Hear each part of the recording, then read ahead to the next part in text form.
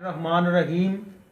साजिद वफा आर्ट की तरफों अवामी शायर लाला नज़ीर अहमद साजिद तुहाडे दोस्तां की खिदमत च हाज़र है अपना एक बहुत ही इसलाई कलाम लैके कि दर दर ते क्यों फिरना है, दर दर ते क्यों फिरना है, इको रब दा दर तू मल बंदिया, तू विच मुसीबतां गिरिया है, हर मुसीबत जासी टल बंदिया, लखां होर तू हीले हरबे कर, लभना किदू भी नहीं होर हल बंदिया। सारे नबियां ने अल्लाह नू पुकारा, दसी सच्चीए तैनू गल बंदिया, ए दुनिया मुसाफिर खाना है, तू मार के बह गयो पथल बंदिया, बंदा हो के बंदियां नाल करे धोखा, सारे छड़ दे ए वल छल बंदिया, कर सच्ची तौबा उस मालक अगे, मौत आनी खबरे केड़े पल बंदिया,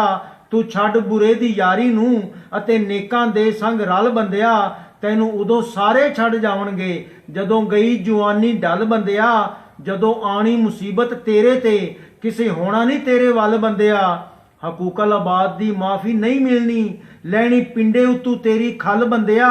तू आखे लग अज साजिद दे किसे वेखी नहीं है कल बंदिया, किसे वेखी नहीं है कल बंदिया।